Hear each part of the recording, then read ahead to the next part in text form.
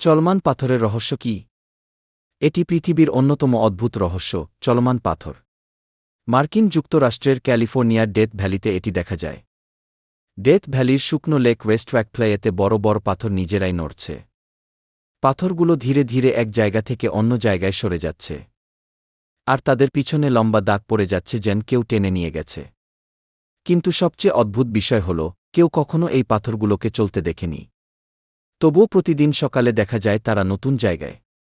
অনেকে একসময় ভাবতেন এখানে ভূত বা অতিপ্রাকৃত শক্তি আছে। কেউ গোপনে রাতে সরায়, চৌম্বক শক্তির প্রভাবও ভাবা হয়েছিল। এমনকি ভিনগ্রহী প্রাণীর পরীক্ষা বলেও কেউ কেউ মনে করতেন। কিন্তু বিজ্ঞানীরা থেমে থাকেননি। 2014 সালে কিছু বিজ্ঞানী সেখানে ক্যামেরা ও জিপিএস সেন্সর বসিয়ে পর্যবেক্ষণ করেন। তারা অবশেষে রহস্যটা ধরতে পারেন।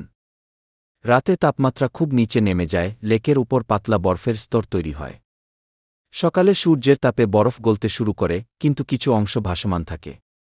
হালকা বাতাস বইলে বরফের পাতলা টুকরাগুলো পাথরগুলোকে ধীরে ধীরে ঠেলে দেয়। ফলে পাথরগুলো খুব ধীরে সরে যায়। বরফ গলে গেলে শুধু দেখা যায় পাথর এবং তাদের ট্র্যাক। অর্থাৎ প্রকৃতি এই আশ্চর্য ঘটনাটির নির্মাতা। পাথরগুলো সাধারণত 1.5-3 কেজি ওজনের হয়। তারা বছরে কয়েকবারই নড়ে, কিন্তু চোখে দেখা যায় না। কারণ নড়াচড়াটা খুব ধীরে হয়।